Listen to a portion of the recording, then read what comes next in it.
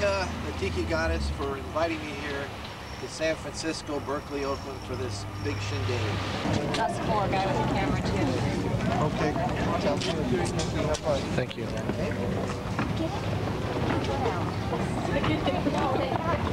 For your safety, please do not stand on the benches, sit on the backs of benches, or lean over the rails.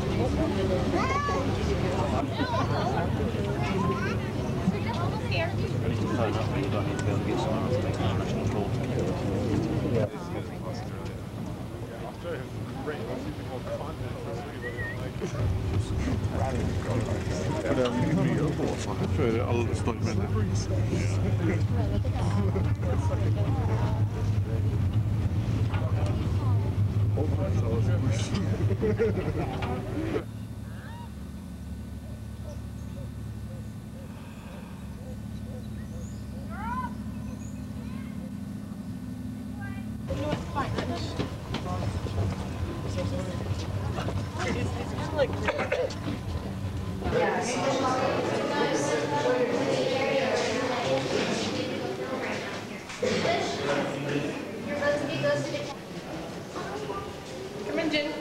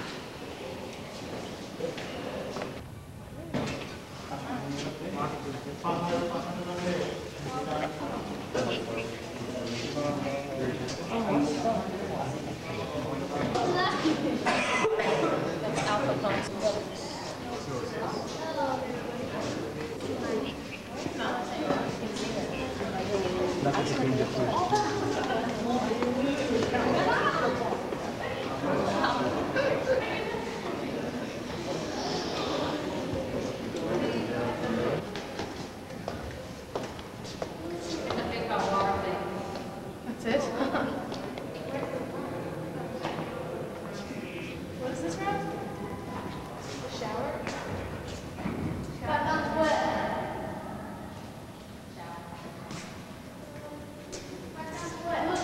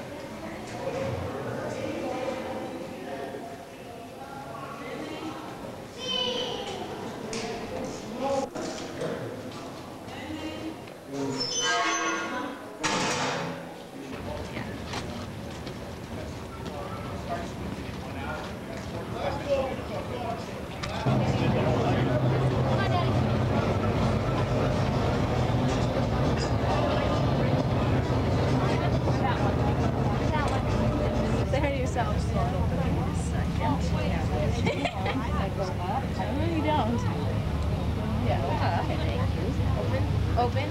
Push record. Okay. It looks like crap. So, is it on? Record. Record. There we go. Hi, Jenny Pookie Bear. Look, it's a prison.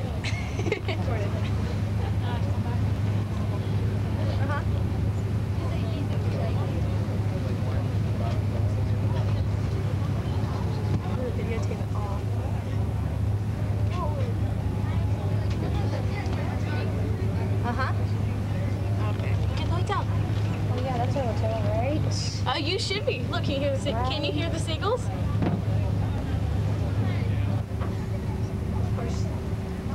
She was posing. Oh, did you turn it off? Yeah. I'm gonna call you when I get to my hotel, so like in an hour and a half, okay?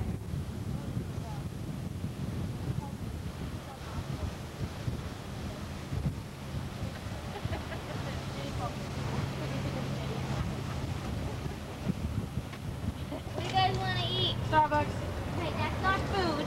Pasta? We can. Pasta. That's what it's for. Oh, Catherine, there, Italian food. What is that Vivia pizza there? What's this over here? Espresso. Huh? Italian food. Look, get a glass of pie. Val, how about that place right there? What? Is that Viva okay? That's my favorite place. That's where we're going. We're going to go there and let you go home.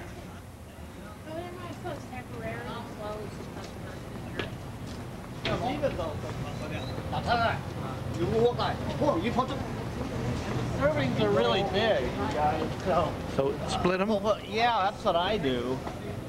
You know, like these kids, they don't need a full plate of pasta. Garlic restaurant? Yes, I do. It's pretty big, these servings. I mean, I bring them home and 3 of us eat one meal. Like a bolognese, which is hamburger, tomatoes. Where is it? Yeah, it's right there. My house is there. More than well, you need to get his stuff and bring it in. You're going to forget. You have something for him. Yeah, he's coming out. I'm going to sign it for him. Okay. This is so great. I want to put this in the film. What are you going to say to me, Bill? Ray, I really think you're one of the greatest filmmakers the world has ever seen. It has nothing to, greatness has nothing to do with fame. I really believe that. But I am famous. Or infamous. Yeah, you are. You're famous. No, you're famous to the cognoscenti, the few people in the world that possess true discrimination, curiosity, and a drive to find things that are rare and delightful and wonderful. Wow. That's great. Signature. Okay, roll it. Cash flat. Oh, Benny, stop it. I didn't get to say action. Oh, Action, freeze, action. Stop shuffling around, Bailey. You have to be quiet. Action. Hello, it's Cash Flag here, and I just want everybody to know at the Fine Arts Cinema and the Parkway Theater that Steckler didn't pay me. Somehow I always get the shaft, and he gets the money. He took advantage of me again, so I am not ever going to return to the movies. It's my loss. No, it's your loss. I have to go fishing now in Pennsylvania on the Schuylkill River. That's where I belong because that's where I get free extras. you know there's lots of dead bodies floating in the river. And Steckler likes free extras. Okay, I got my line down. I memorized it. Okay, action. Get in the car, Ray. We're on a steep hill. That doesn't bother me. Take two. Take two. Action! You want to try that again? Take two. Fall down again. we're on What's wrong with you? Laugh. we're on a steep hill, Ray. Be careful. Stand steady. Car! Just say your line, Cat. Don't ad-lib. You can't do it. Go ahead. You can't. Be careful getting in the car, Ray. We're parked on a hill. No, it's not that much. Not in San Francisco. There's no hill. Goodbye!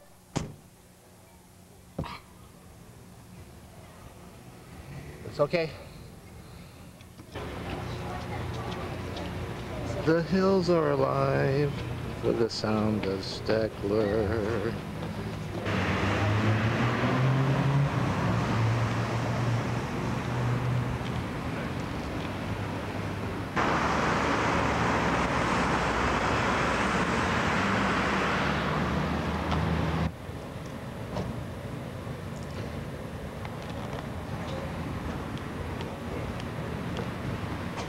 It's showing that they're more. To get up here. No. We literally, we left at 5:15. It takes me half hour. Or they showing two and hardly ever see what is it called lose. Have you heard of that one? I've heard. This is his wife Catherine. This is his daughter Morgan. Hello. Hello. You know what? I forgot my freaking digital cameras in the car. Awful.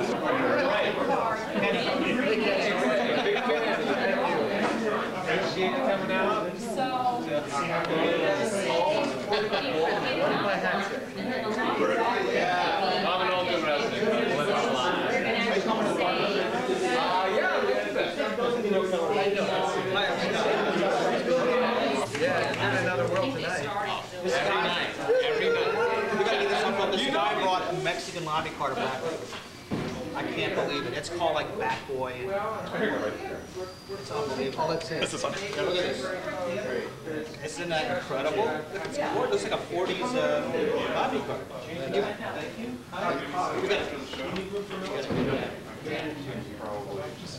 Here, zoom in the title. The guy. Here, like this? Ray is like way impressed. Like this? Monty. This is Monty. Ray. This is his.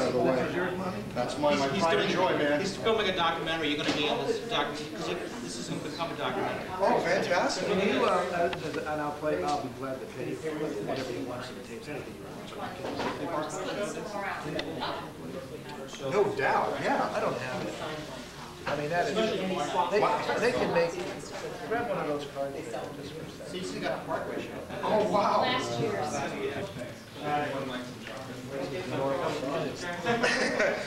My question, too, was... This is bigger than 11 by 14. Oh, yeah. It's an oddball size. My question, too, was if it was released in Mexico, at the height of like Mexican wrestling film and Mexican wrestling films, how well did it do? Because people would have looked at this and thought, hey, it's a Mexican wrestling film. They stole it. Oh, I bet they did. You know what I don't understand, Ray? There was one Ray had print he had 3 prints made altogether. You're seeing one of them. Oh, two? You're seeing one of them tonight. The only tinted one tonight. Oh, man. So I don't know where. This print was stolen, and people duped 35 of them. Yeah. Well, I tell you what, my parents actually live in Vegas, and I'm there all the time. So I will find you a copy of this and bring it in. Okay, I don't know if you ever find it. If not, I can make color Xeroxes, but I will come over personally and but I would deliver it love. to you. You know what I love is the whole 40s feel. Oh, it's awesome. I love this. I'll show you the I one know. that somebody sent me. It's just incredible.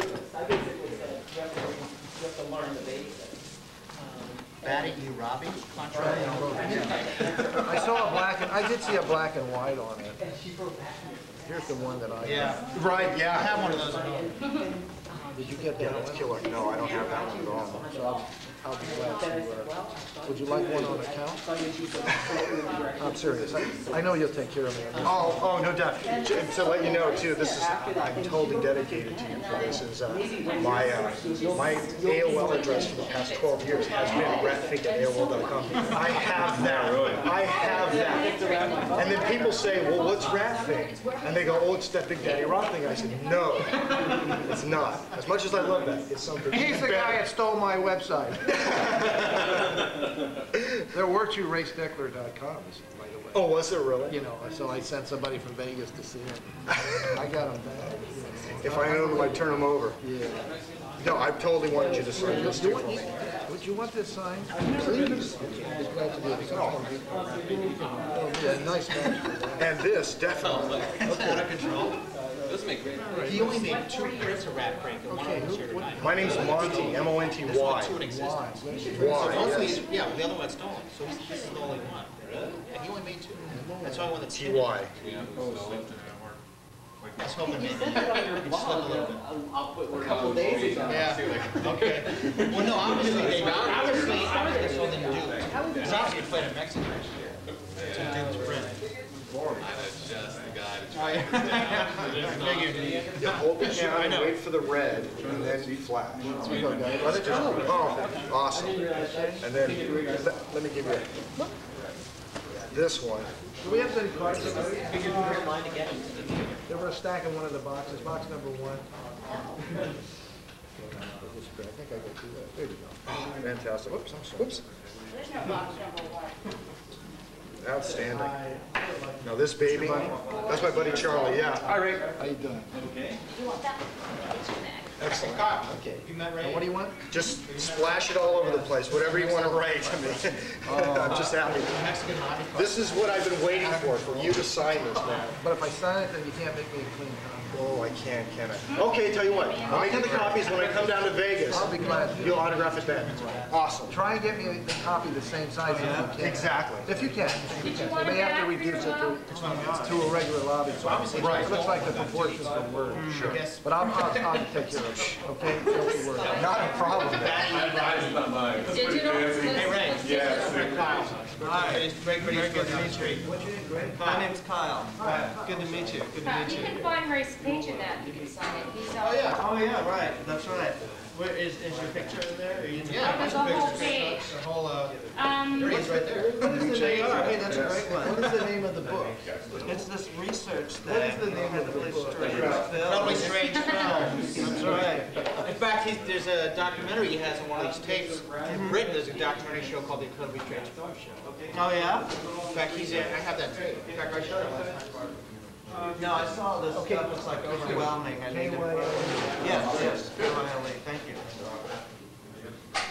No, I'll put it in a place of honor. I've actually only seen a couple of films so far. Oh, yes, they are. They're originals. Right. He just does them $5 at the showing, so because that's where the fans are. If you want to order them, then they're going to be $15. I think we only have a couple of the films at your place, at my place right now, so I may pick up.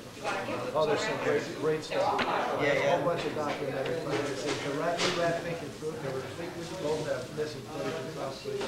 Oh yeah? We never saw it. Oh really? Excellent. I'm gonna see it now. Thank you very much. Hey there, cats and kittens. I'm Will the Thrill. This is the Thrillville Roadshow at the Fine Arts, very special edition. And tonight we have a legend amongst us. I'm not talking about me. I'm not talking about this guy Keith. I'm talking about the one and only Ray Dennis Steckler with two of his masterpieces, Rat Fink the Boo Boo and Lemon Grove Kids Meet the Monsters, plus a couple of surprise shorts, some surprise guests, and a guest I'll tell you about right now, Herb Robbins of the Thrill Killers is here tonight as well. Herb also directed The Worm Eaters. He's another legend, so we actually have 2 legends here. And just wanted to say a little thing on independent cinema. A lot of you have heard the phrase independent cinema, and today is just another genre. It's a way to market films. The way big studios market films. Indie cinema, it's got its own cable channel.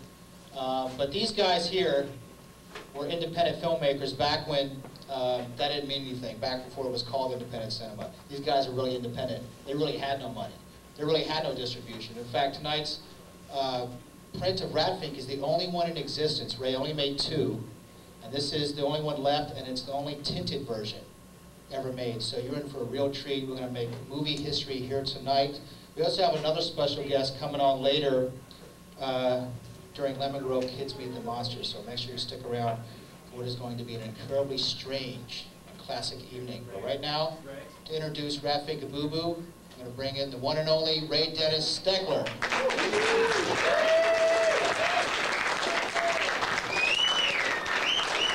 Direct from Las Vegas, Nevada. Hello, Ray. Hey, thanks for coming. How many people were here last night? What? Well, we're gonna kind of, what are we gonna do? Huh? Ray's getting a little up there. Yeah, we're gonna give. You're Ray Dennis Steckler. We're gonna, yeah. You know, You're the guy I'm talking about. I had a tough time finding a theater. Oh, jeez. He's not hip to this Bay Area traffic You thing. can't park, you can't eat because you can't park. You know, last night everything went great though. It wasn't a great show last night. Yeah. You know, when I left here, I got to tell you the truth. I got out here and we loaded up all our stuff. We got in the car and we drove around the corner and everybody was waving at me. Oh, just wonderful. And one of the guys, I swear, he said, "I love you, Ray." And then some more people came out and waved. And then I realized he didn't say, "I love you, Ray." He says, "Wrong way, Ray." I was going up a one-way street. I thought they were my fans. They were just people trying to stop me. But they called you Ray, so they knew who you were. I guess so. Trying to But save everybody calls me Ray. You got a quarter, Ray? Have you heard that one many times? Always a buck in Las Vegas. So we got a, last night we had a great guest. We had Keith Wester, who edited Rat Fink, and he became a great sound man. In fact, he was nominated for 6 Academy Awards. And he started out as a Lemon Grove kid. Now, I got to tell you, I know you guys always hear about Laszlo Kovacs and Vilma Zsigmond, right? Say yes. Yeah. Oh my gosh. Has anybody seen this movie, Rat Fink, tonight? Yeah. Oh, okay. But anyway, Keith is kind of, 6 Academy Award nominations for sound like Black Rain, The Rock, Air Force One, Armageddon, Waterworld, Perfect Storm. And do you know how we started? We shot Rat Fink with a Bolex. No sound at all. He had to put every line in and every sound effect, though we missed one, right, Keith? We missed one. See if you can spot it tonight. And he's been devastated by that one lost effect his whole life. But evidently he perfected everything and went a long way. Is that good for a Lemon Grove kid? Yeah. Okay, well, I got to tell you something, right? 100 years from now, no one's going to care about The Rock, but there's someone somewhere, probably me, is going to be showing Rat Fink a boo-boo somewhere. So I think that's his legacy right there we're going to see tonight. And also, come to think of it, speaking of The Rock, you know, you've got a little Nick Cage thing going on, people have said. The Cash Flag has a little Nick Cage resemblance. Have you anyone ever said that to you? No. He's got the resemblance. He looks like me. Yeah. Well, I did write a letter to one of the studios and said, could I play his fathers, and then no response. You know. What else is new? Yeah. Tonight we got another Lemon Grove kid. We got Herbie Robbins here. Herb Robbins. He plays, you know what? How many people saw the Lemon Grove Kids? Oh, I can't give you a trivia question to win that surprise tonight that we almost talked about earlier. I'm going to give away a few things tonight, but you got to know the answers. Well, or else you got to pay for them. Take your choice. But anyway, okay. I'm not going to say any more about that, but watch for Herbie Robbins tonight. Real quick, this short before Rat Fink, the Thunderbirds. Set them up for that. I did a film for the Air Force, I don't know, almost 20 years ago, and I shot it with a Bolex. We have any cameramen here? We have anybody who knows anything about film here? Okay, well, what we, this is wonderful. What we did is I had a very small budget to shoot it, and when it was all over, I had like 6 frames left of the film. I had nothing left. But I made this film, and I put it to music, and we've only, did I say too many times? I'm going to stop that. You know, this film, Thunderbirds, I hope you like it. It's a matter of personal pride for me to do this with a Bolex and make every shot count, because I did it also as an experiment when I was teaching at UNLV. And when we put this out, it played in quite a few theaters as a short subject, which is very rare. No Academy Awards, of course. But all my students at UNLV, I gave them the same footage.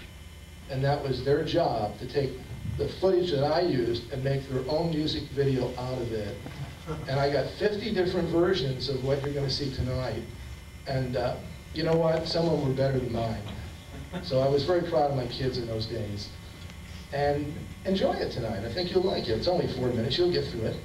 Yeah, Thunderbirds is not the little puppets, little freaky puppets. It's not that. So. What? The Thunderbirds in the supercar. Yeah. No, these are planes. Okay. So anyway, we're going to go to that and then right to Rat Big a Boo Boo, which is a film like no other, because this is a guy like no other. Let's give him a big hand. Okay.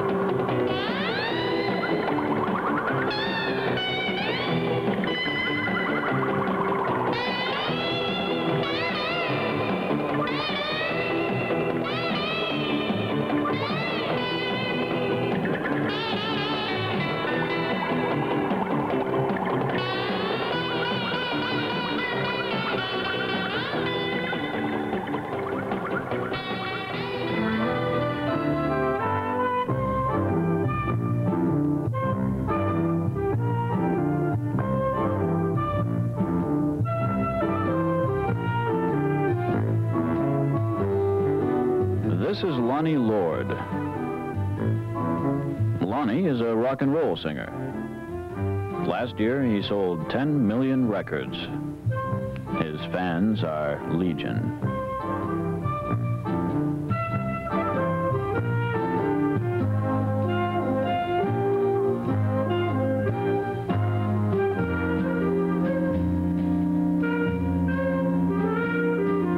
Lonnie lives in Hollywood, the entertainment capital of the world. It's his town. Everywhere he goes, he carries his guitar with him, because he never knows when he'll be called upon to sing.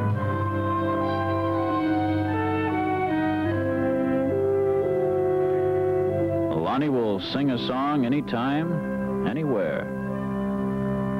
Lonnie likes to sing.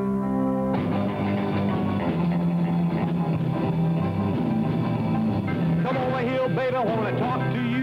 I'm hip to your game, I'm nobody's fool. You're running wild, wild, you're running wild, running wild. It's not easy to see you, but cheating on me, you're running wild, running wild. You told me that you loved me when I gave you my ring, but I can see that the truth is it didn't mean to be. You're running wild, running wild, you're running wild, running wild. It's obvious to see you, but cheating on me, you're running wild, running wild.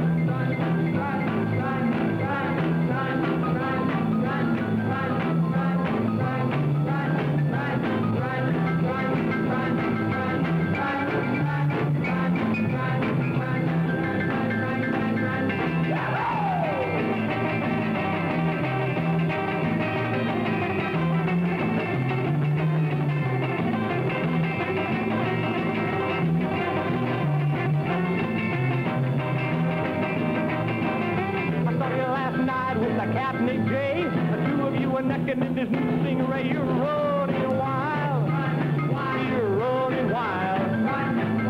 It's obvious to see you, but cheating on me, you're running wild.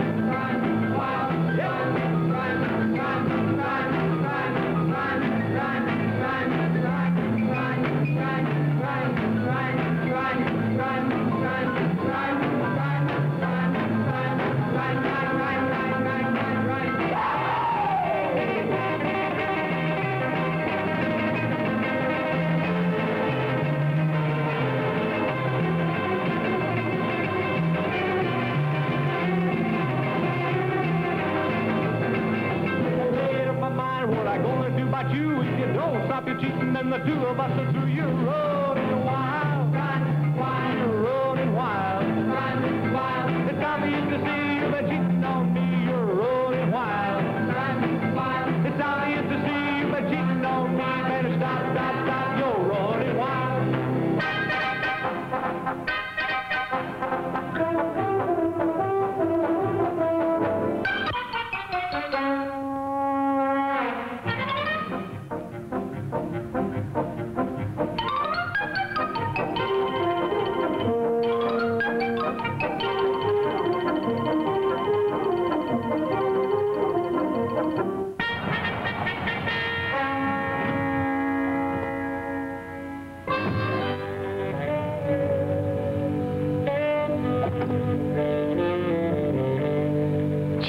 Fun today. Don't forget the party tomorrow.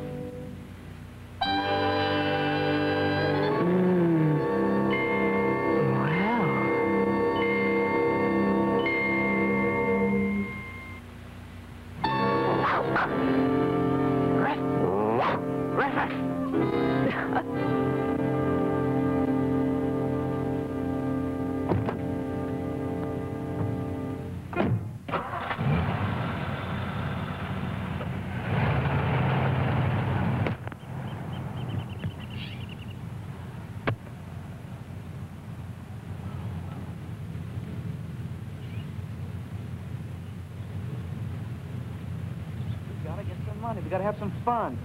Come on, let's get out of here. Let's do something. Yeah, okay. Let's not sit around here all day, okay? Let's get out of here. Let's do something. Shut up. Telephone book. We can't sit around here all day. Come on, we gotta do something. Man, we ain't done nothing since last night. Come Come on, man, let's not sit around here all day. We gotta do something. We just can't sit around. Let's go. Let's do something. We haven't done anything since last night. Come on, what's wrong with you guys? What, do you have anything in mind? Don't just sit around here all day. Let's go and have some fun, anything. We ain't done nothing since last night. Come on, let's go. Let's get on. Let's go out and have some fun. Let's go and have some fun.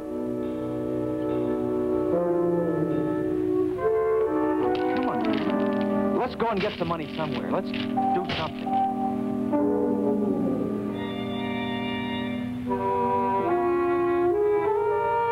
What you got in mind?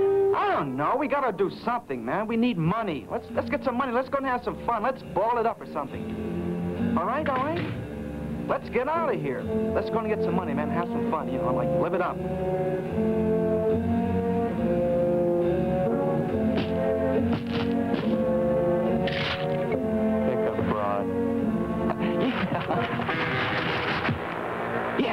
Yeah. Boom.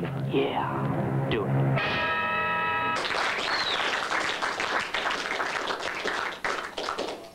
Well, there you have it at the Fine Arts here tonight. The only print of the only rockabilly beach party film noir superhero adventure with a gorilla in it. Here's the man responsible for it. We're going to bring up Herb Robbins, so we're going to have the whole Rat Fink pack up here. Herb Robbins, you in the house? Come on up, buddy, to help us give out some prizes. Ladies and gentlemen, Herb Robbins.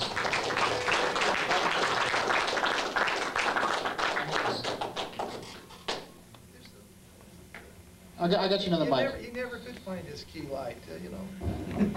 Oh, Okay. I'm a little old now. If you can see the light, the light can see you. Hey, we're gonna give some prizes away first. Yes. So Ray's gonna with Monica. Shock. I see this film, and I flash back, and I'm in shock. I'm absolutely in shock. That's why I told you I don't shoot all. Oh, use the microphone? Okay, I'm in shock. All right, so Herb, we're gonna get a few prizes here, buddy. Monica Tiki Goddess is not here tonight because she's working. I know it looks like it's cool to be Will the Thrill, and it's a cool gig, but it doesn't pay all the bills, so someone in the house has to support my DVD collection. So anyway, she'll be here later though, but we got Ray here who's going to handle the trivia, and he's a tough one, but he's got some great prizes. Hey, first I just want to thank everybody for coming. It means a lot to me, and I think it means a lot to Herbie too. Yes, it does. Nice to have company. Okay, let's start with... Wait, that was an applause line. You guys. What do you want to start with, Ray? I can't even believe he's giving that away. Okay, I only have a few of these left, but I want you guys Original to press book. I feel that somebody here deserves this. It's the original press book from the Creatures. It's like 1963. Which you can see tomorrow night at the Parkway Theater. Ray and Herb are going to be tomorrow night for my Valentine's show at the Parkway with Strange Creatures and the Thrill Killers. If you didn't know already, Herb Robbins is one of the thrill killers, one of the best thrill killers you'll ever meet. In the movie, too. Okay. Is this the first time most people saw Rat Fink here tonight? Oh, you guys know Rat Fink. Oh, you really do? I know. You made 2 prints, and all these people have seen it. Amazing. How many people saw the stolen print? I think I do. all of you. Hey, I want to see you afterwards. So everyone went to his house, apparently. Wow, that's great. Hey, okay, for the press book, what was the name of the character? What was the name of the character who was chasing his friend Kogar the ape? What was his character's name? You mean the effeminate character? That's close. You get a half a press book. Romeo Barrymore. Thank you. You win. Oh! You gotta come up and get it, though. You gotta come up and get it. Where did you get that information? We don't have Monica here to hand them out, but sorry. You know, when we do this, we stand over here. You know, you're going to be on television. I think. Oh, he's making a documentary. Here. Thanks a lot, buddy. Thanks, Ray. Okay. Couldn't have happened to a Right, nicer buddy. guy. There you Big go. fan of mine. All right. Big fan. Okay. Okay. What do you want to give away next, buddy? Are we losing? Can you hear me? Yeah. Is it okay? Okay, great. Let's go. This is this guy.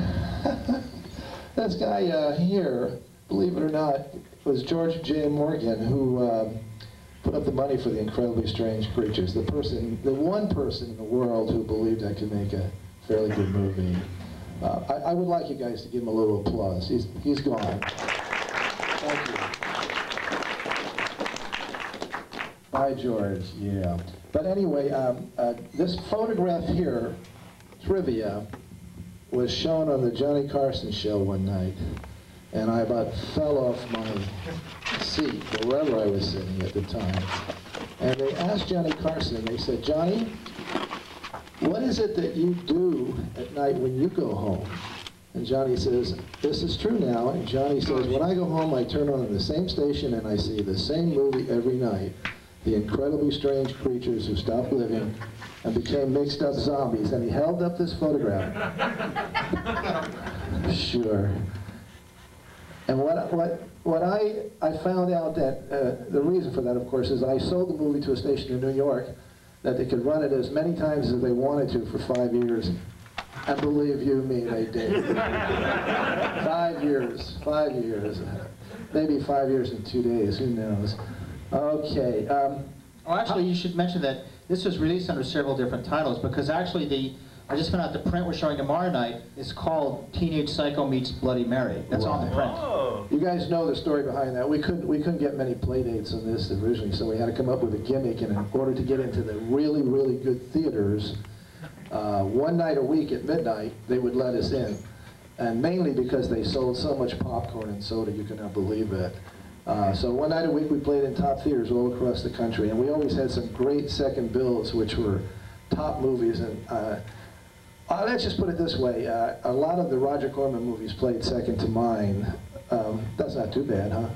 So what, you changed the title to get the bookings? We had to change because the title. Because they couldn't fit this on the marquee, is that why? No, we just had to come up with a gimmick, and the man Joe Karsten, who used to, I don't know, you guys really know that, like Bela Lugosi used to go around and tour back in the 50s. Anybody know about that? Yep. The same gentleman, Joe Karsten, he did this.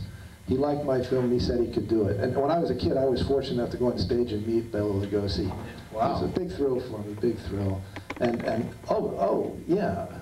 But who tried to save the career of Bela Lugosi? Who's the #1 man that tried to save it? Oh, you just missed it, Keith. Who was the guy right there? Who said it? Come on. That's all right, Keith. We're going to take good care of you tomorrow. Thank you. Your name? Gib. Yeah, thanks, Gib. Thanks a lot. Hey, how many people were here last night? Just Keith? Okay, that's kind of good, because then I won't be repeating myself except to Keith, and he's coming tomorrow night again, so we can hear it 3 times. Yeah. You know, like you said, we're going to be at the Parkway, which is my all-time favorite theater, and if you don't like the movie, you're in a nice couch, you can fall asleep and relax just like at home. You know, okay, we got Summer Fun. Have you guys heard about Summer Fun? My last movie I did a few years ago, starring my daughter Bailey, who is behind the camera over there. And the name, okay. This is the trivia question for this one. What was the production name for Rat Fink and Boo Boo? What was the company called? Morgan Steckler. Thank you. I wish you guys would raise your hand. I don't have that many. See, that's why we have the Tiki Goddess here, to keep everyone in line. Yeah, and I can't hardly see it with this wonderful. See, she's gone one night, you guys are out of control. Okay, come on and get it. You said it. Fight over it. Whoever gets here first, I guess. You got it. I would have said it, but I don't have a TV. It's okay. We're taking care of you, Keith. It's Keith's birthday tomorrow. Is that correct? Oh, yeah. We're throwing a party at the Parkway for my #1 fan. What's your name, buddy? Swill. What? Swill. Swill. Yeah, like Quant Scum, you know? Yeah, exactly. Swill. Okay. Okay, Swill. Okay, Swill the Thrill. All right. Swill the Thrill. Hey, whoa. Yeah. Okay, I was saving this one for last. You know what this is. Everybody knows what this is. The Hipster's Bible. Probably, without this magazine, I probably wouldn't be here, honestly, because other than the fact that Rat Fink and Boo Boo was named the worst title in the history of movies by Harry Nedved, was that the guy who did it? You guys know about that, right? No, the worst title in American movies is Top Gun.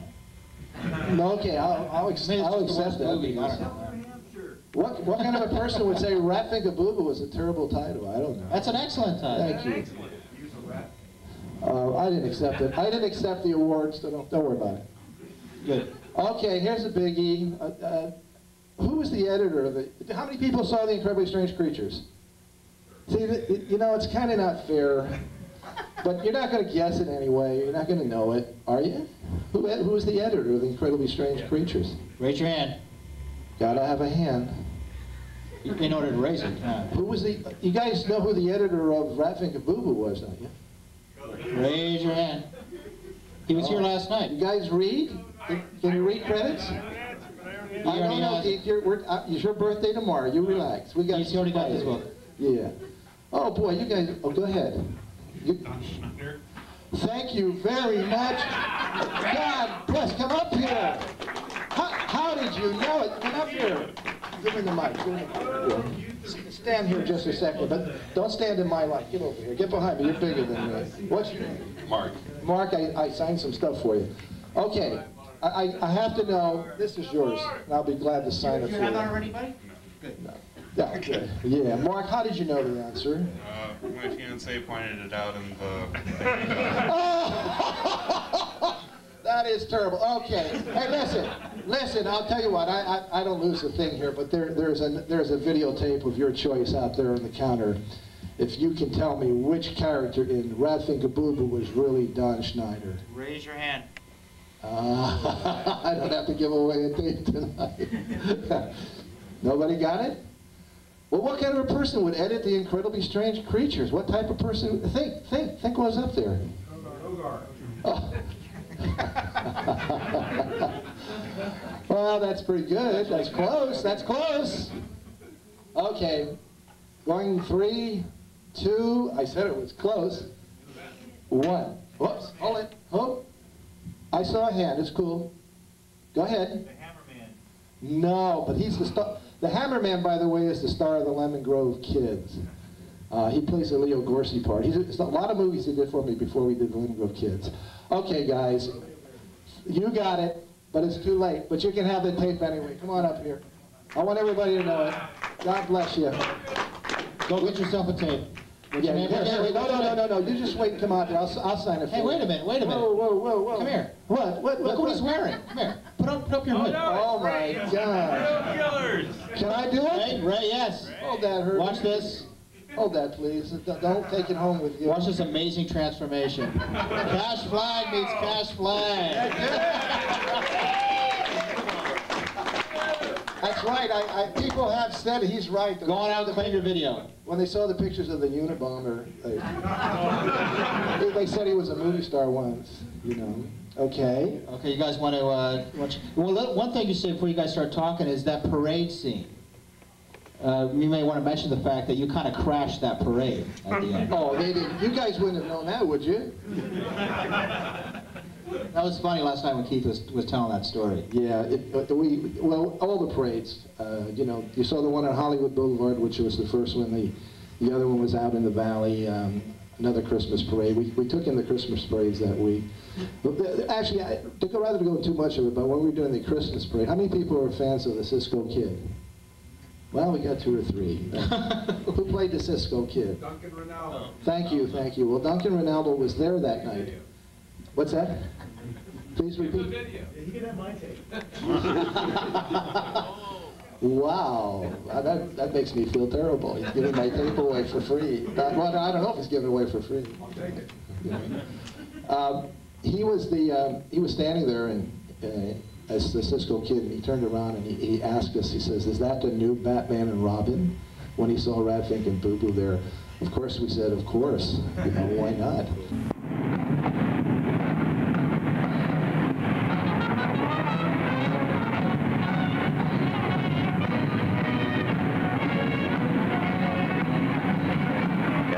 Populated by quite a few billion souls, there are bound to be some who would seem to stand out from the rest. But of these select few, none can match the integrity, bravery, and intelligence displayed by these 2 men.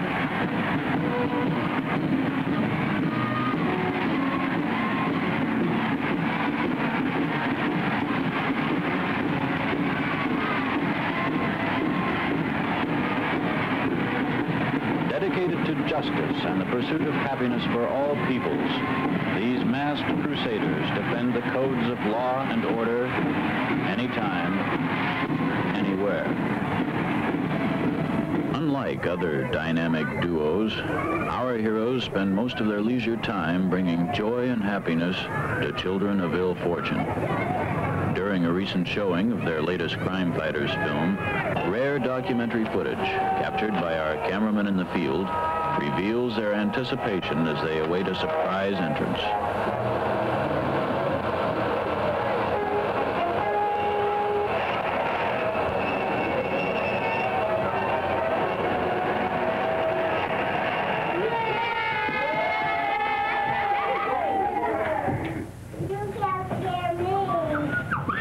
Oh, the rat fish won't scare anyone except evildoers.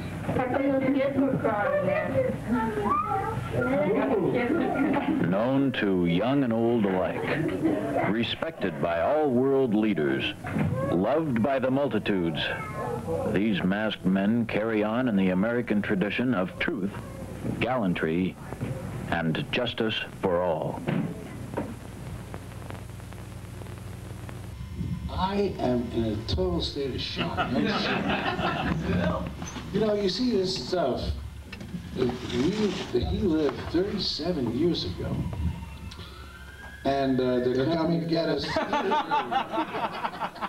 And the reality is that you look back and I say, now why the hell did they call Ray a pioneer? Ray was a schmuck. He was a good friend. You always could get a hot dog and beans at his house. Always hot dog and beans. And when Ray asked us to do pictures, me do a picture, I did it because I like Ray. But you never asked Ray what was the picture about. I'd say, Ray, where do you want me to go? It's over there. One picture I made for him, I actually shot myself because he didn't have a dead body.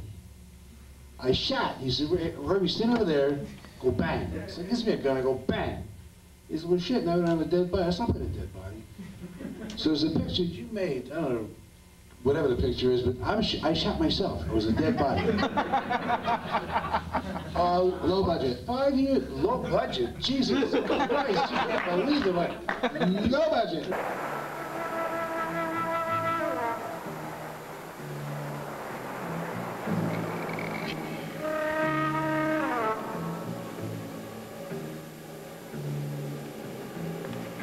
Looks like Ferguson keeps a messy house.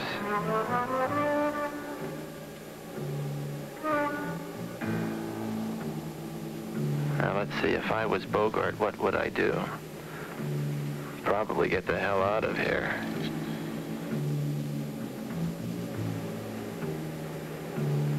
I somehow get the feeling someone didn't like Ferguson. I thought he was rather generous.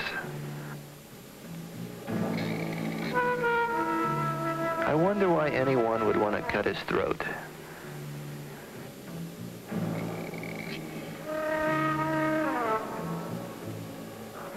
Well, one thing's for sure. Whoever killed him left all the doors open.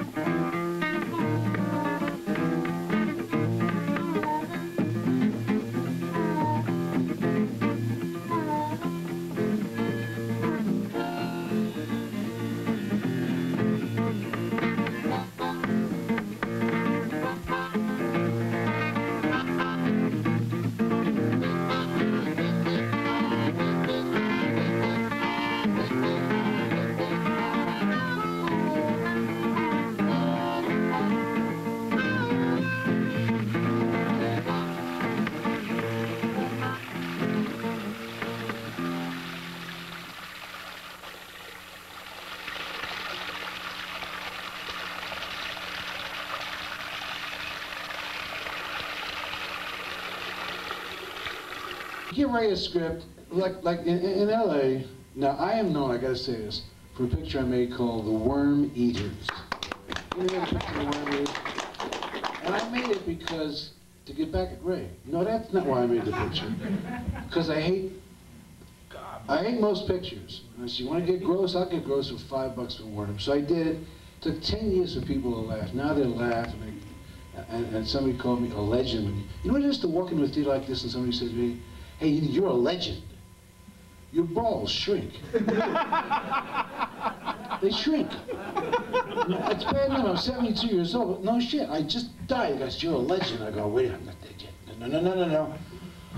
Ray is a legend, and it cracks me up. It's just unbelievable. I know Ray so well. Ray wasn't dead $100,000 before he left Hollywood. He had a great home to live in. And he calls him on the phone, he says, Herbie, I've done it. I got my own star. I took my last $40 and I bought a dog. I'm going to make Rin Tin Tin films. I come to Ray's house, and there's nobody in the house, not even the beans, and he's sitting there looking at this gorgeous Malibu dog, Malibu. This is my new star, Astro. Actually, it was Nitro. Nitro? But he meant it. He was going to make pictures no matter what, but he was going to make it with a goddamn dog. If you have a dog named Nitro, you're going to have a bomb, you know that. There's a picture, I wasn't in this one. Thrill Killers, the stories in that are ridiculous.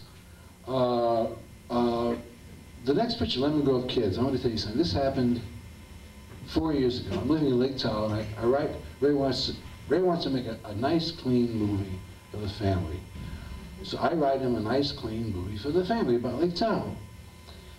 He brings up 4 hoods from Vegas, his crew. 4 guys, there was only 1 face.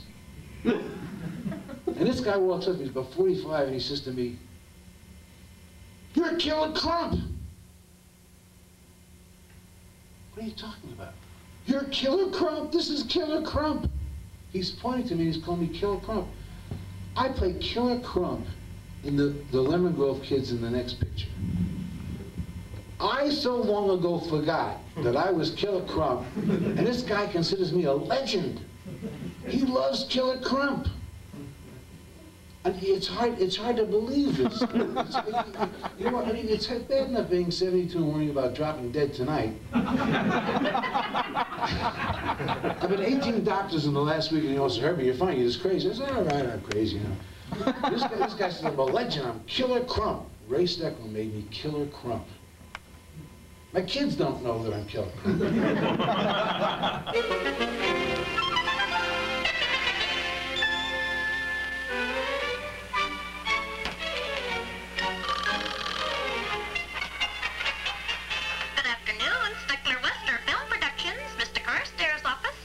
I want to speak to the boss. May I tell him who's calling, please? This is Killer Crump.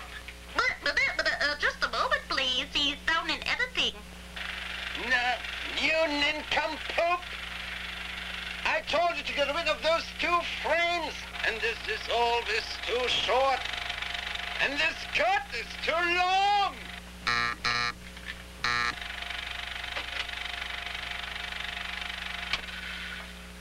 I told you I don't want to be disturbed when I'm in editing. Hey, Mr. Killer Crump is on the line for you, Mr. Carstairs. Oh! Mr. Killer Crump. All right, put him on. Hello, Lionel Carstairs here, producer of all your favorite flicks. Carstairs, we have just kidnapped your biggest star. Oh, no, not Rock Marlowe. No, dum-dum. C.B. Beaumont. C.B. Beaumont? Yeah, and we want $1 million ransom, or you ain't never gonna see her again. Well, in that case, boy chick, put her on the line, so I can say goodbye to her. Ah. She isn't worth 10 cents to the studio anymore. What is this, a joke? Haven't you been reading the columns? Why, her last few pictures have been the greatest invention since the sleeping pill. She doesn't have box office appeal anymore. It's all over for her. She is a has-been, Killer baby. But she was just voted one of the top 10 movie stars of the whole world. Oh, that's That was publicity. It cost us a fortune to get a name on that list. No, I'm afraid, my boy, that you got yourself a lemon on your hands.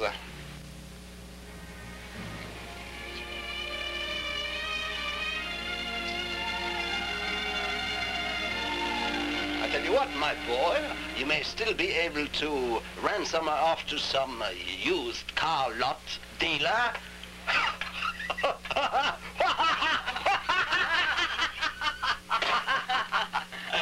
What are you laughing at? Sorry, boss.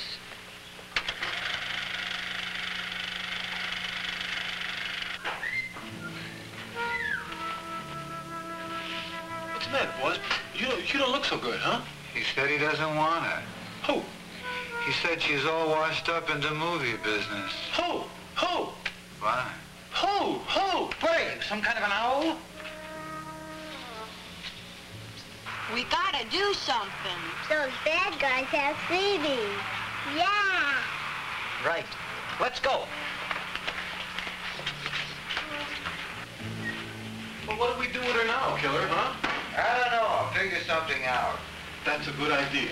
What's a good idea? I haven't even thought of anything yet.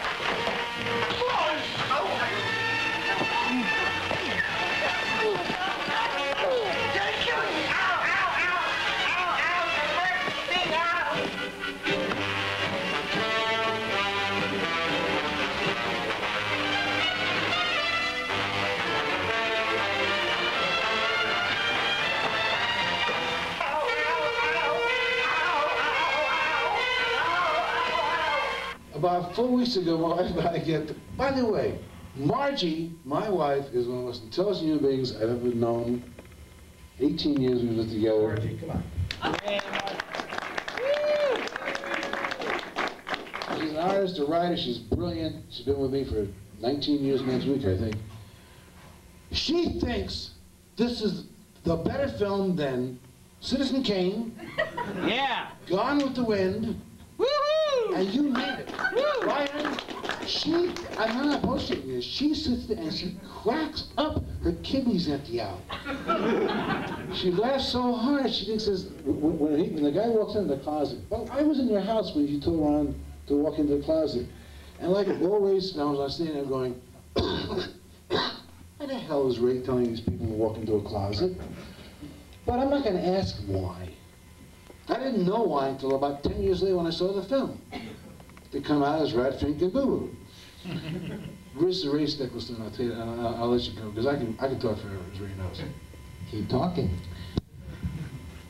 In Let Me Go Kids, I play Killer Crump, but I also, tonight I found out who else I play. I didn't even know this. I play the Choop Choop. Oh, by the way, you see what he did with this little thing? He just did the killer thing? He just did anybody say Blood Shack? Yeah. Okay, all right, the character, the Trooper, Choop Choop, okay? It started somewhere. Before this, you go back to Incredibly Strange Creatures. Ray plays Jerry, this little teenage jerk that pulls a hood over his head and he runs around stabbing it. No. Well, you're the good guy in that. Oh, I'm always the good guy. Which guy did you have a hood on and you went like this with a knife? That was it. Strange Creatures. Strange Creatures. Yeah, you weren't in that, Herbie, so no, but I'll tell you what I did. You remember this. 1962, I'm doing pretty controversial theater in L.A., and I'm pretty hip and all that bullshit, and everybody hates me. And the press and the L.A. Times and say, hey, the guy's nuts, you know. Two of my actors and I are standing in front of Schwab's drugstores, the immortal Schwab's drugstores. And I look inside, and I hate the whole place. I mean, I hate it. So I tell the two actors of mine, take your shirt and put it over your head. Well, being stupid actors and good, they followed the leader here. They don't ask me why. They do this, and I do this with my head, with a shirt. I said, put your arm up, and I'm imitating Ray. I said, now you go like this. God's my witness. The three of us went like Minnie, Mo, and whatever they are, Curly, in the middle of Schwab's dogs, everybody reading Variety and all this bullshit. The girls posing. Went, we went to the entire Schwab's drugstore. Nobody noticed us. Not one schmuck looked up and said, that's unusual. Look at those three guys. We walked in the entire place, and we went out. Nothing. Nothing. Last day before we go eat something or something, where he says, "Herbie, come on, let's go. I need you for a parade." So I'm like, "Well, sure, I got nothing to do. It's a Sunday afternoon." I go, "Meet me near the Pantages Theater, if you know where Hollywood is, on the side street." So he gives me this red bear costume. Now I'm standing there dressed as a red-faced bear with long fingernails, big booties on, and my face he paints red makeup. Now I had a lot of personal problems at that time, but I didn't need to stand there looking like a fucking red bear with long fingernails with a red face on. So I'm standing there, and a little Jewish woman next to me, standing on the sidewalk, she says, "So what kind of doggy are you?" It was a doggy parade. I didn't know. It was for dogs. It was the dogs parade. Hollywood Easy dog to parade. crash. Yeah, Rudy Valley's in front of me with shiny pants on, you know, the cheap bastard. He's on a float in front of me. Rudy Valley's ass. Made $40 million, got a shiny blue suit on. That's all I'm thinking. She says to me, "So what kind of doggy are you?" And I looked down and I said, I'm a Rosh Hashanah squat hound. Ray, what do I do? He says, "Get on the front of the truck, look at Rudy Valley's ass." So I'm sitting on this truck, and I'm so fucked up, you have no idea, man. It took me 6 years to get over this event. I got on, and I freak out when I wear makeup. I transcend, I fly around. I know I got Herbie. You're wearing a red face. You haven't made a living in years. You're in a red bear outfit. You're on the front of a fucking truck. People are waving at you. You're barking back like an idiot. And you're looking at Rudy Valley's ass in a shiny blue suit. The whole world is out of their fucking minds. This is insane. I can't get help. I'm gone. A character named Gypsy Boots, a Hollywood legend who was a health food garlic nut. He's running along. He's a friend of Ray's. Everybody was strange. It's so strange. You go, "Yeah, it's a friend of Ray's. The guy's nuts." He sells garlic running down the street. All right, get muscles. The end of the Hollywood Boulevard, I'm still freaked out. I don't know where I've gone, but I've left this earth, man. A cop! "Hey, you! Get off the truck!"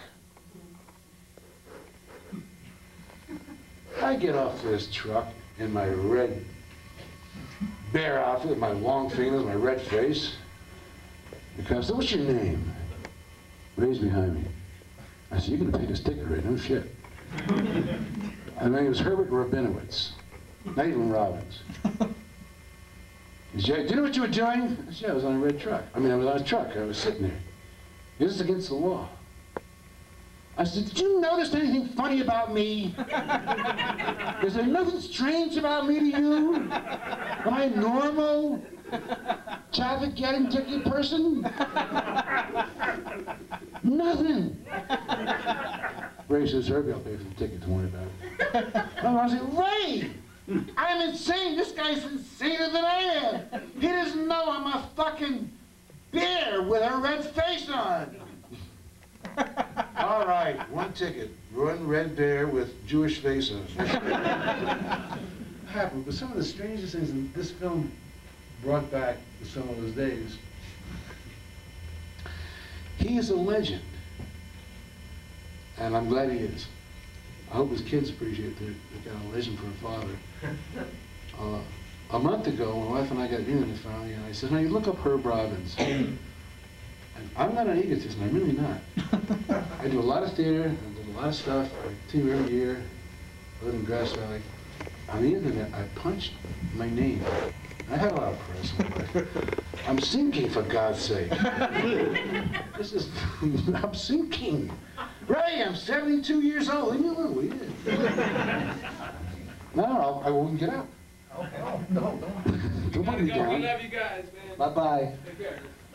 My name appeared on the internet, blew me away, 97 some odd times. Now, that was a trip.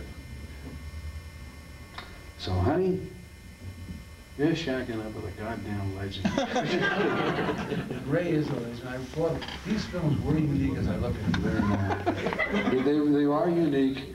Ray was myopically, artistically solid as a creative being. He did it his way, as you can see. His tastes are his tastes, and he went with them, as you see. And that's, I think, part of the world of the arts. You can smell a good painting, you can smell a good literature, you can smell a good concert. If the person that is doing it has their own personal vision or their own personal soul within it. Ray's soul is all over these things. You know how crazy the bastard is. He's totally messed up. Half of him is evil, is the first part of the film. The other half is a childlike kid running around with a playpen. Thank you, Ray.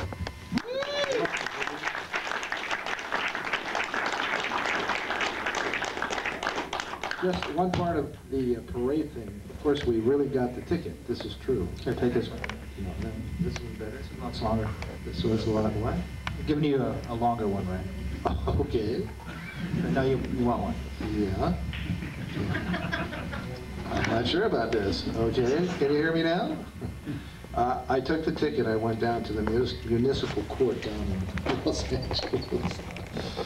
And this lady judge came out, and before she came out, they were telling me, before the lady judge came out, they were telling me that I don't have a chance to get this ticket fixed.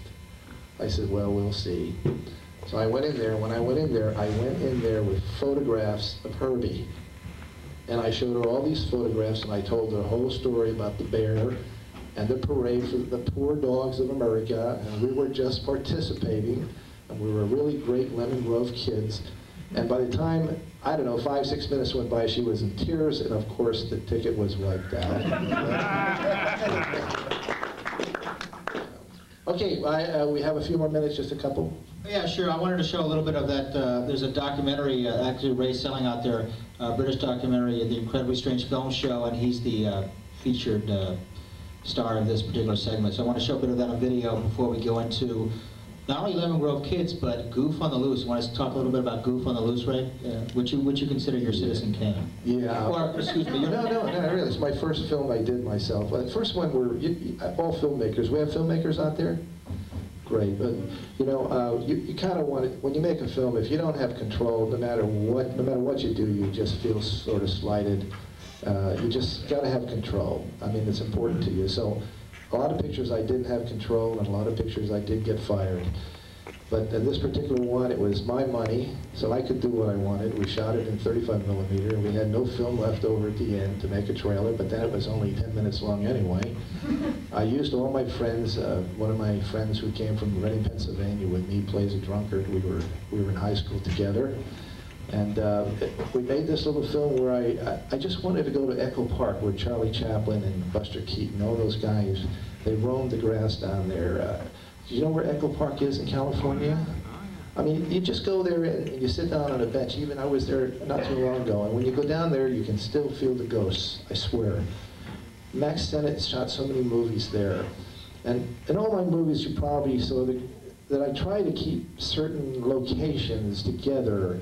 And use them over and over again, the same locations, Hollywood Boulevard, the same stars, the same. If you start from the beginning of my movies, go to the end, you will be amazed of how much I do different movies on the same sets and the same locations. And the reason I do that is those are locations that I love, Grauman's Chinese Theater and places like that. But in Goof on the Loose, I wanted to make a silent movie. It was very important to me because I love silent movies. I am a fanatic about silent movies. I thought when I was a kid, images speak. Dialogue is great to make movies fine, but it was really not for me. But unfortunately, I had to make them with sound. The distributor said, you're out of your mind. So I made them with sound. But just recently I did a silent movie my way called Summer Fun. And it is, Herbie is the star in it with my daughter Bailey down here, who's now my camera girl. And I'm very proud of the movie because there's no dialogue in it. Well, actually, there's one line. I sneak it in, but nobody ever catches it. And it's G-rated, and it's a silent movie, and it's got great music in it. And, well, G-rated is enough to tell you that it's not getting too much distribution today.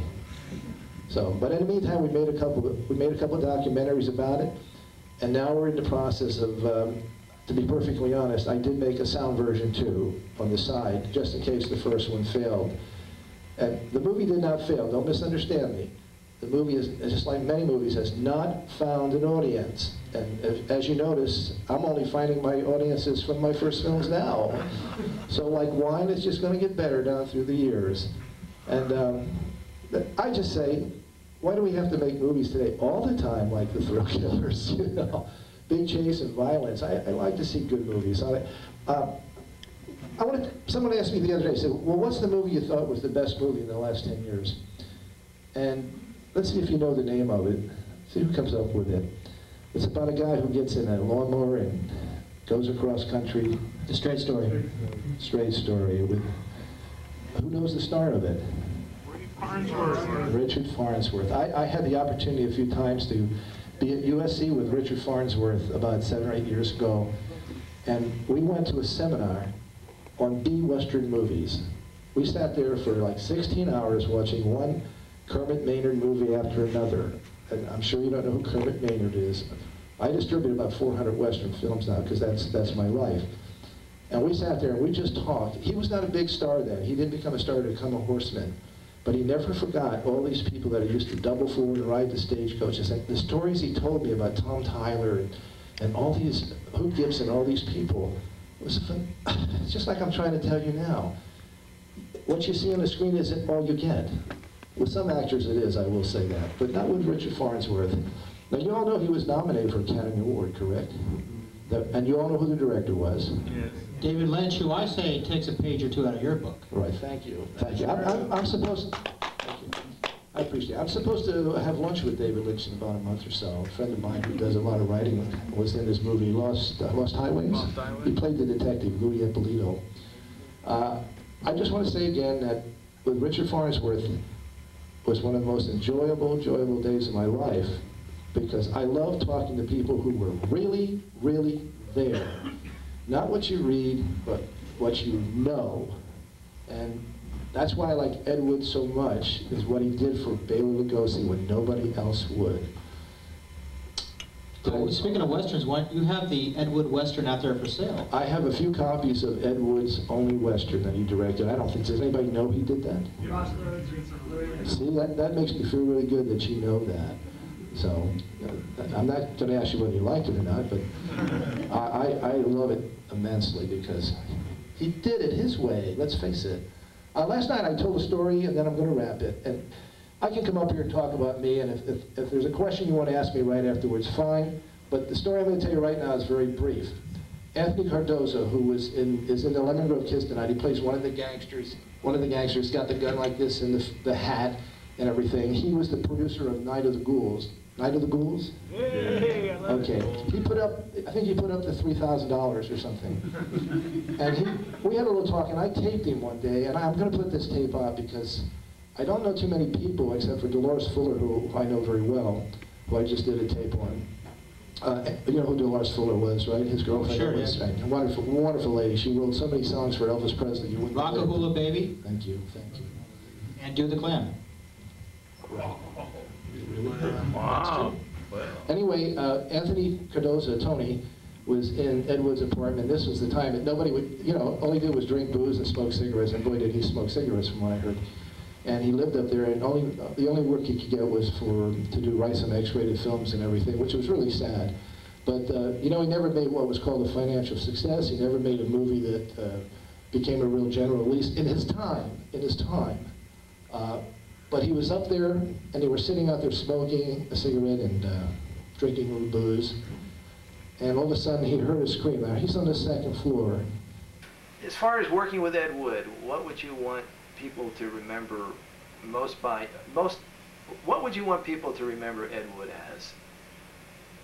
I mean, from your personal opinion now, you, who were there with him, okay? I think he was a very warm person, a very giving person. He always welcomed you into his home. He never disappeared on people, never tried to hide from people. I thought he was a great guy. And if Ed can hear me up in heaven or wherever he is, he would know that I was always behind him 100%. I never bugged him for the money. I called him a few times, you know, and then he would call me, so why don't you bring Doris and the kids over? He used to bounce them on his lap.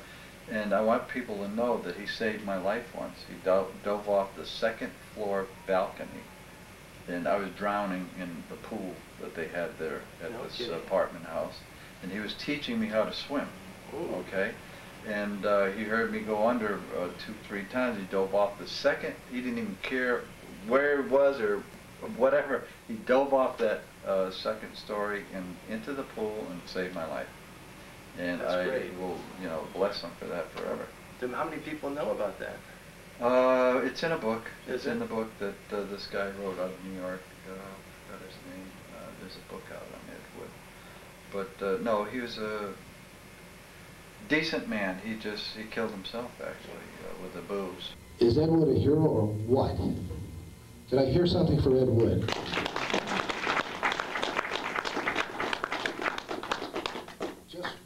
In this week's paper, what was the paper? There was this full-page story of me. Urban Review last week did a full-page interview. Yeah, right. They said I'm #2 to Ed Wood. Now a lot of people would not want that, but I accept that and I enjoy it because he helped so many people who didn't have work in his time, and I know so many producers who wouldn't give you a cent no matter what you did for him. He was okay. It's okay. Okay? Okay. Okay, I just want to say one last thing before Ray's gonna hang out, meet Ray in the lobby. David Lynch, I'm a big fan of David Lynch. He's nominated for an Oscar this year for Mulholland Drive, my favorite movie of the year. But when you have lunch with David, make sure he pays because he owes you. That's what I say. Especially if you see Incredibly Strange Creatures. Looks like every David Lynch film I've ever seen. I mean, that's... Thank you, thank you. Okay, I just want to ask, is there one question somebody would like to come up here and ask Herbie and me? Please come up here now. This is it. Come on. No. Thank you very much. Come on. Right here. There you go. And give your name, please. Claude. I was just wondering, I've always heard that it's called a rat fink a boo-boo because it was supposed to be rat fink and boo-boo, but there was a error and you didn't have any money left, and is that true? He's a ringer. Was anybody at the Parkway last year? One? Oh.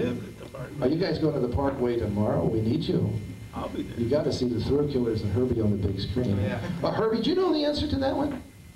Yeah. Here, please take the mic. Put the mic on. Musical mics. I'm guessing now, Ray. I think it was a decision on your part eventually to call the film. It sounds like a rat fink a boo-boo. It just sounds like it. Well. There's, you want that one? There's a lot of stories out there. Does anybody really care about this? Yeah. Okay, let's see. Let's start with this one, and you pick one out. Okay, when I was here's the big one. This. Oh, I'm a lucky guy. When I was a kid, there was a softball team. I grew up in Reading, Pennsylvania. Anybody from there? Around there? Outside of Philly? Reading was my place. Played baseball there. Yeah, I was raised in South Jersey, right? I didn't know that. Yeah. But anyway, there was a softball team named Boo Boos. They came out of a bar named Boo Boos. And I went to see them every week, and nobody could beat these guys, drunk or sober. They had the best uniforms, they had the best players, and they had the best bar. I mean, they were just great. And I never forgot that word, Boo Boo. And a lot of the kids that I grew up with are kind of rat finks to start with. It's a tough neighborhood. Now that's one. You want to hear another one? Yeah. There's another one. Now when we were shooting the scene in Rat Fink where Titus gets hit by the hammer, remember that scene? And he goes whoop, down, and most people couldn't get up after being hit with a hammer. But my little girl, Linda, was there, and she said as soon as he got hit, Daddy, that man got a boo-boo, a boo-boo. And at that point, it grew a little bit more. And then, when we went on and shot the scene you saw by the pool with our first 2 rolls of film, we spent $20 for those 2 rolls of film, and that's all we had to start that movie. There was no Rat Fink, there was nothing. It was just those 2 rows of film by the pool, because Ron Haydock came to me and said, and I hadn't worked with Ron yet, he said that I could sing this song.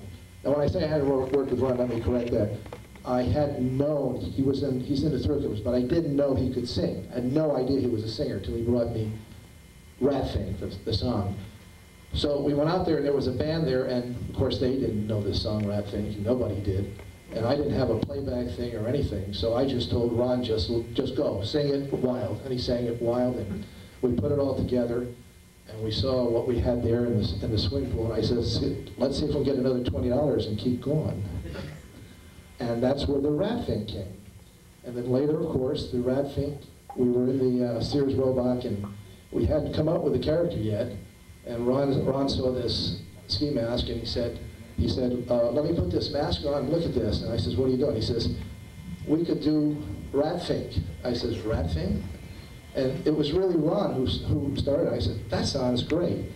Because I had tried earlier to get the rights to Batman and Robin and make a Broadway musical out of it. And nobody would finance me for that. You know, so okay, now we have Rat Fink the song, we have Rat Fink the character, we have my daughter who called it Boo Boo, and we got the Boo Boo, the bar. I want to go back to Reading and see if those guys are still there someday, have a beer with them. And then we made the title.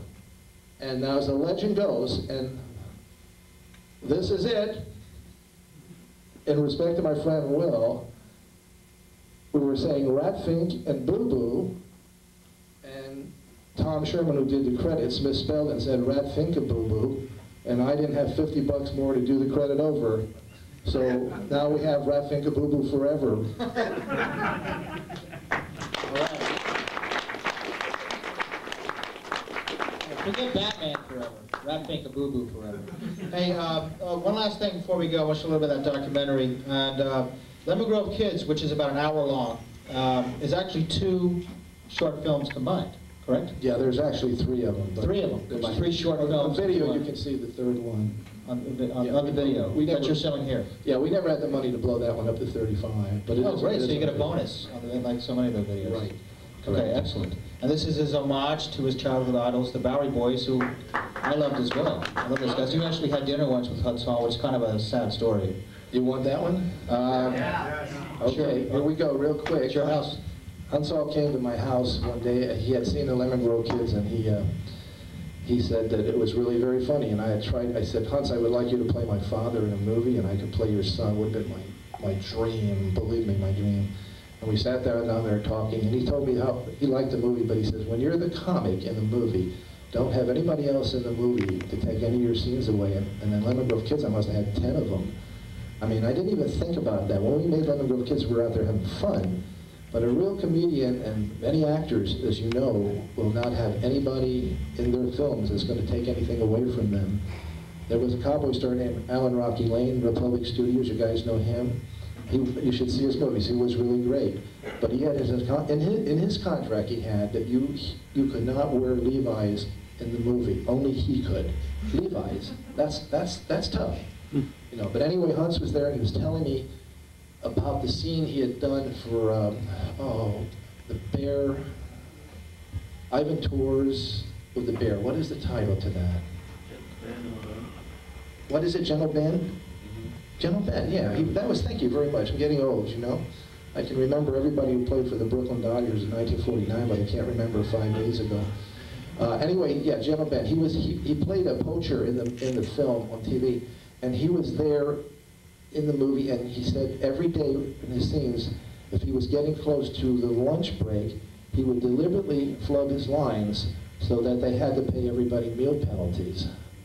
The union, the Screen Actors Guild. I said, what? He says, you know, he was like, how can I say, he was just not as nice as I hoped for, because sometimes when you meet actors, you're really devastated. But I said, still, I want you to play my father. Can we work something out? And his wife, who called me back the next day, says he has to have $25,000 for 3 days' work. And I said, $25,000? I mean, that's 5 movies. So I said, well, I can't afford that. And I tried in many ways. I said, I will give him top billing, I will give him free pizza, whatever I could give him. And anyway, she hung up and she called back the next day and she said to me, if I ever wear a baseball cap in a movie again and portray Hunts on the screen, they were going to sue me. Wow. Yeah. So as you see, if you get the tape of Lemon Grove, in the 3rd episode, I don't wear a baseball cap. And it was a very sad moment because he was my idol. So we do get disappointed. I mean, there were a lot of people like Bill Clinton too, you know. Hey, but you know what? I gotta say, Ray, everyone who meets you, they come up to me and they say, you know, Ray, he's such a nice guy. Yeah. So, thank you. Herb Robbins, another nice guy and a funny guy. He's going to be at the Parkway tomorrow. I offered him free pizza, and they're going to appear at the Parkway tomorrow. They do work for free pizza.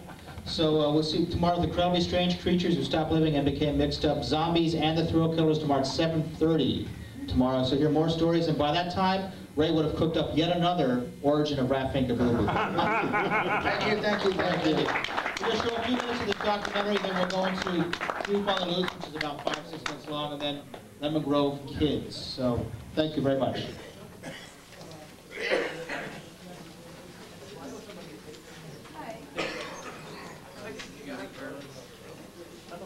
Ray. Yes, sir. Barney the Bear, Boo. Barney the Bear, the cartoons. You were funny. No, and it's the cartoons they made. I mean, not infringing or anybody. Boo Boo. Called Boo. Oh, yes, you're right. Barney the Bear. You're absolutely right. Absolutely. Hey, Boo Boo, you know. Hey, Boo Boo. But I came first. I came first. Thanks a lot. Sorry, take care. Appreciate it. You enjoy everything? I did. Thanks, buddy. I appreciate your company. All right, take care of yourself. Stay in touch. No, I'm Stephanie. You know, this is my mummy. This is my movie. He's come a long, long way, baby. You ready to go on? There he goes. Those pants are like barely on. Low budget, low budget. You sit down there, because we're going to know a lot more of you than... I only have one mummy tonight because there's not enough bucks. Gopher's going to make a return engagement tonight here at the Fine Arts Cinema on February 13th, 2002. And Will the Thrill is doing my mummy. My daddy couldn't show up, but my mummy did. Say hello, Will. Okay, stand by. Okay, okay, get set. Let's go!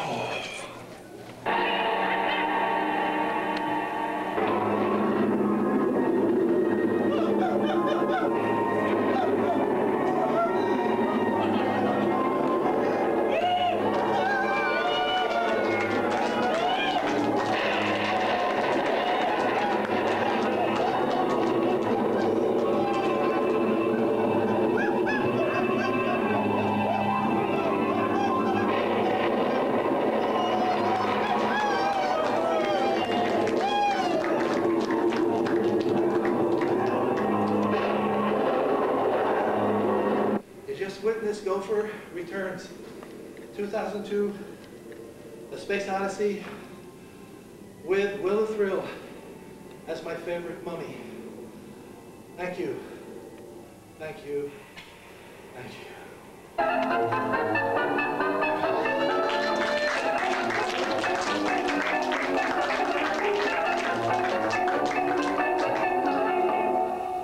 Ladies and gentlemen, this has been an evening with Ray Dennis Steckler. Like no other. Thanks for coming out. You saw Gopher make a return after all these years. First time, yeah. Gopher's coming back. One more time. The title is Old Man Walking. Anyway, we're going to be more shenanigans out tomorrow night at the Parkway Theater with the Incredibly Strange Creatures and the Thrill Killers. Anyway, thanks for coming tonight to the Fine Arts Theater and supporting your local fine theater, and also a true living legend and one of the pioneers of independent cinema, Ray Dennis Steckler. Happy Valentine's Day.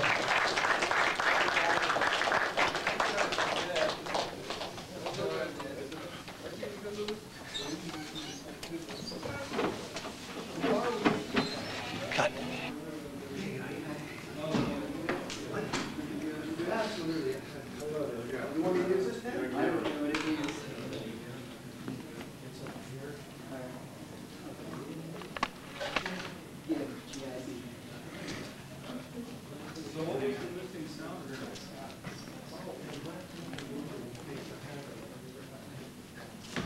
In the phone booth.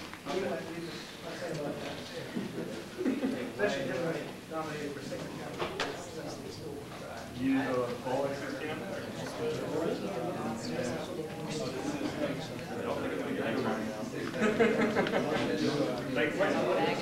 I'm not getting them right now. I'll see you tomorrow. Cash flags. There you go. Thank you very much. So you won the prize. This is your prize. You did great, Dave. Thank you. Yeah, I hadn't seen the Lemon Grove Kids before. It was very good. I really enjoyed that. Good. Did you like my personal appearance? Yes, very good. Have you met Herbie? No, hello. Nice to meet you. I'm Gib. Did you like what I did? Yeah. Tell the camera.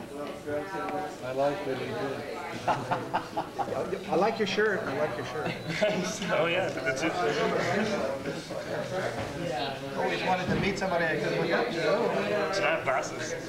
Yeah, I got them on, so that's my new look. It's okay. What's your name? John. John, how you doing, John? I was just wondering if Goof something loose, or is it Goof on loose? It's not available on a video. Really? Yeah, it's in Volume 2 at the York Theater. My mother was actually born in Reading, Pennsylvania. I took my mummy. Yeah, Your mother was born in Reading, I Pennsylvania. took my mummy costume, and these are the other two. Okay, great. Whereabouts in Reading? What do you have? 41. 41? Did you went to Reading High? No, actually, I think they moved to Philadelphia before she went to high school. Yeah. That was my Wednesday. That episode's got a lot of Reading footage in it. Oh, really? Showing how I did the Lemon Grove Kids and where I got the ideas in Reading. Yeah, absolutely. Here's the best part, cash flag. The same exact, except for we are $1.19. $1.19 more tonight. We did another 140. We went up though. Uptick.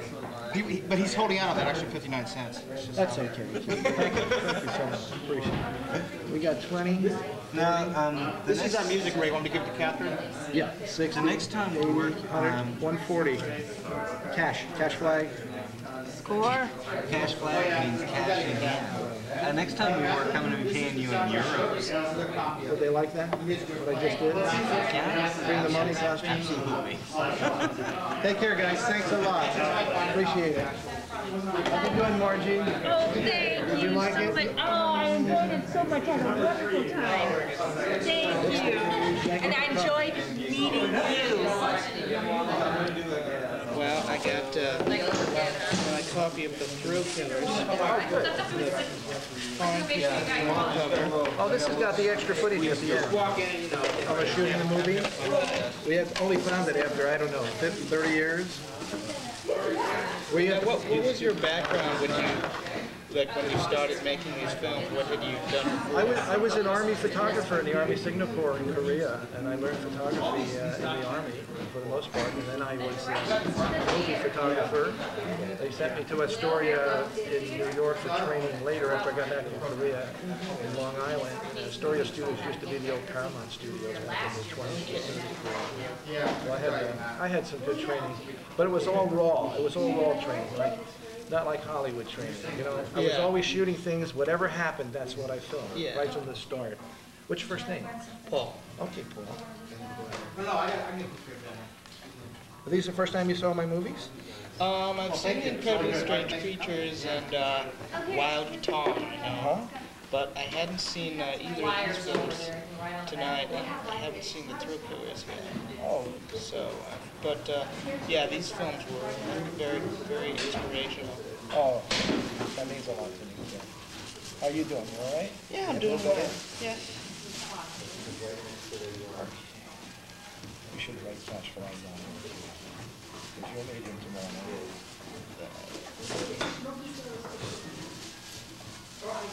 There we go.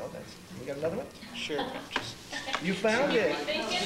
You found it. The only copy that's here. The only copy. This is it. There's no more. Will? Your boy here found it. We've been looking for this for 2 days. Teenage She-Devil. Absolutely. Nobody. The only copy. There will be no more. I'm not making any more. Well, how could they turn down a movie called Teenage She-Devil? Obviously they did, or I'd be making more. Yeah, but I mean, I would think that kind of title would just sell itself back. I don't know. I'll do a story on that one day. Here, let's see what we got. Yeah, that's true. And then someone else told him about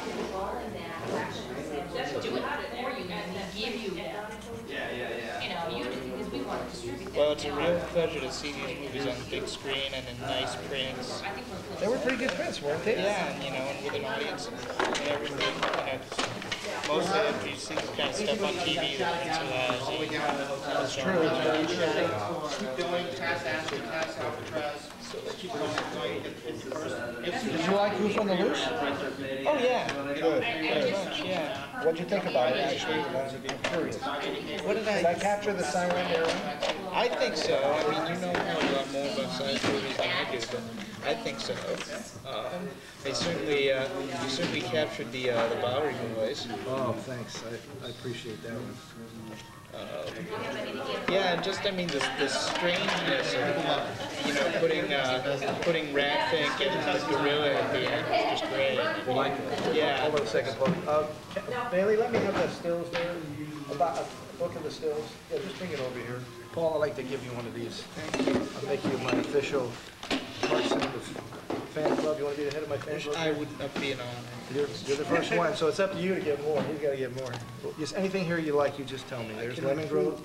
Here's the comic book scene that they used at the end of that thing. Oh, that's great. Oh, that's a good one. The great shot of me, in the creatures, with the little thingamajiggy. This is a great scene. There is a great scene there behind the scenes. The only one in existence. It's amazing how little we got in those days without video.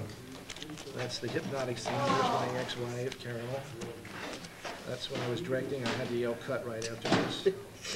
There's Carol in black and white. Does it cut down in your sort of authority on the set as a director if you're dressed as some sort of space monster? Oh yeah, nobody messes with me. Here's Carol. We got the creatures. Oh, that's beautiful. Would you like this one? Yeah, I love that. This is very rare. Oh, that's a great one. I think only Will has a copy of this one.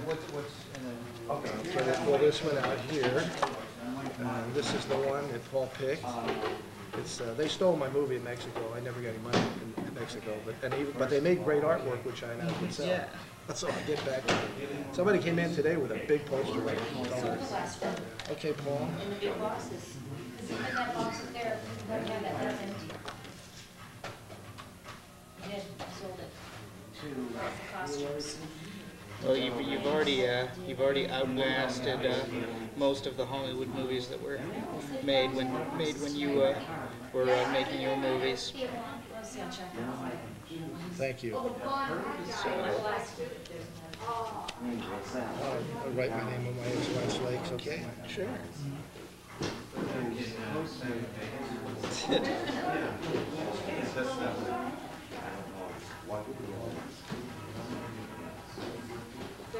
Let's see, this is called the Fine Art Cinema, right? Yes. Used to be a porn theater, and then it was an Indian movie theater. It's got a lot of ghosts here.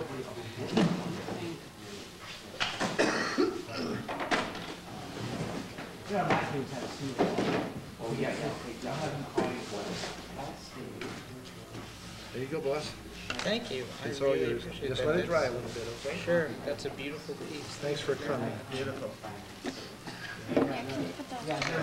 This is Paul, who is now in charge of my Fine Art Cinema fan club here in Berkeley. It's an honor, Rick. We start out with one, and we will grow. See you at the Parkway. Thank you. All right, take care, buddy. Go ahead, Steve. So what do you think of your old man? Well, I think he's the perfect, he's perfectly unleashed in your spirit of creative playfulness.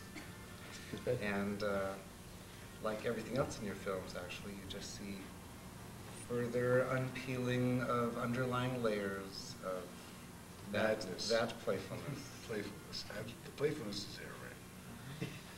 There is no question this boy is your son. It's great. Still no problems, is there? Oh, stop it. Will I see you again tomorrow? Yes. Big screening, great. You're the one that called your dad about the article, right? Yes. Yeah, he was all excited and called me, you know. They called you a pioneer. A pioneer? I was my word. That was your word? Yeah, he's quoted He's like my biggest fan. I was just walking down the street and I saw that Ratfink a Boo Boo was playing, and I thought, hey, I've heard of that before, and and I saw that I would be able to meet the director and talk to him and stuff like that, and I was like, that's like legendary. So came in, and I want you to know I've had a really wonderful time. I really think it's neat, and I really admire people like you who do small cinema and just spur of the moment stuff, because that really is when the best things happen. And I really believe in what you and what people like you do. Hey, I appreciate that very much. Okay, Emily, now you tell me what you think. Did you hear good things about me? Oh, I hear good things about everybody, especially the people who come to our theater. I only hear the best things. But does that include me? Of course it includes you. It especially includes you. Thank you. We're going to do another take. Take two. Nah, no. No. Oh, yeah, this No. Wait, I got to do it. Pants fell apart. I'll do this for video and stills. Are we rolling? Action? This is for you, Keith. I'll send you a copy of this. When I said cut, I mean cut. We want everybody to enjoy tonight at the Fine Arts Cinema on February 13th, 2002. And I hope I left some memories here, and I hope the ghosts will be here forever.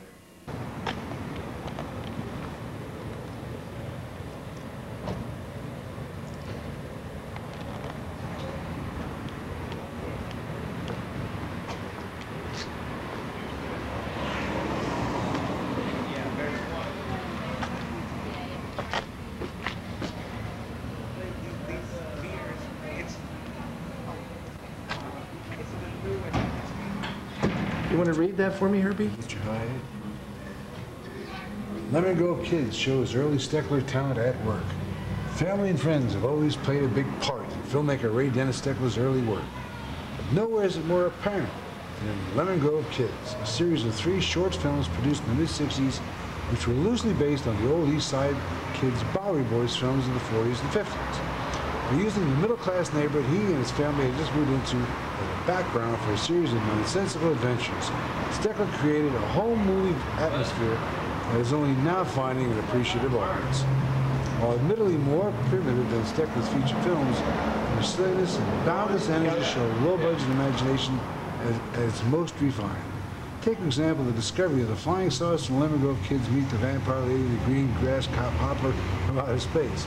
Our hero, Gopher Steckler, doing an impression of Han Solo, flips a few switches and makes himself and the saucer disappear in a series of quick, in-camera effects that are amazing in their simplicity.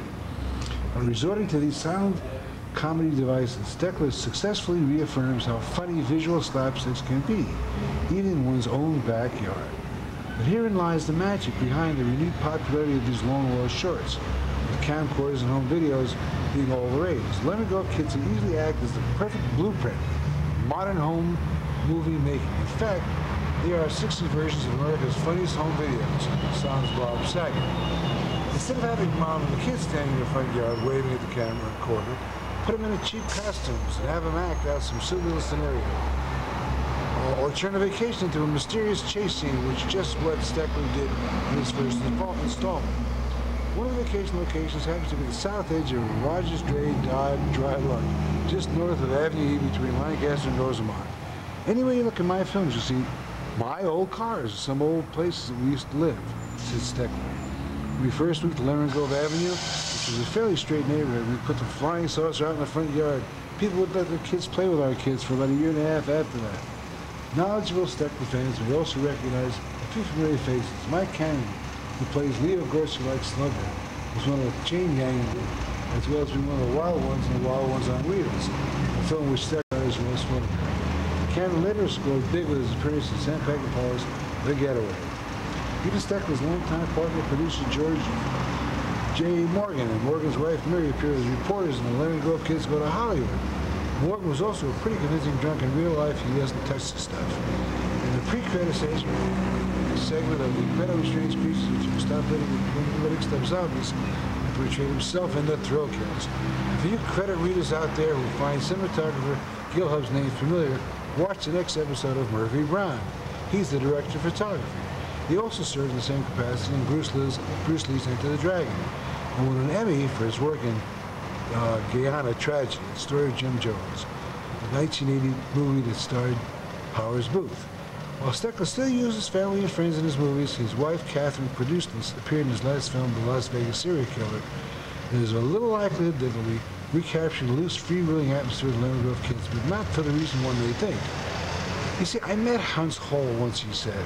Had him over for dinner. We talked a while. It was a big thrill for me, Steckler said. However, on his way out the door, he told me, by the way, you put that ball cap back on again and I'll sue you. Of course, he later added that he'd be glad to appear in the next one for $25,000. Steckler laughed and said, $25,000? I can make a whole new film for that. I can make 5 of them. I will take the videotape to court. It's showing that they're going to Keep the dream alive. You got it. This is not going to be the end of it, as long as I got it on tape. Okay, Josephine, Keith, thanks a lot. All right, bye-bye. Good night. Good for all. Thank you. Fight crime. Watch out for the bullets. Thank you. Bye-bye. Did you find my phone?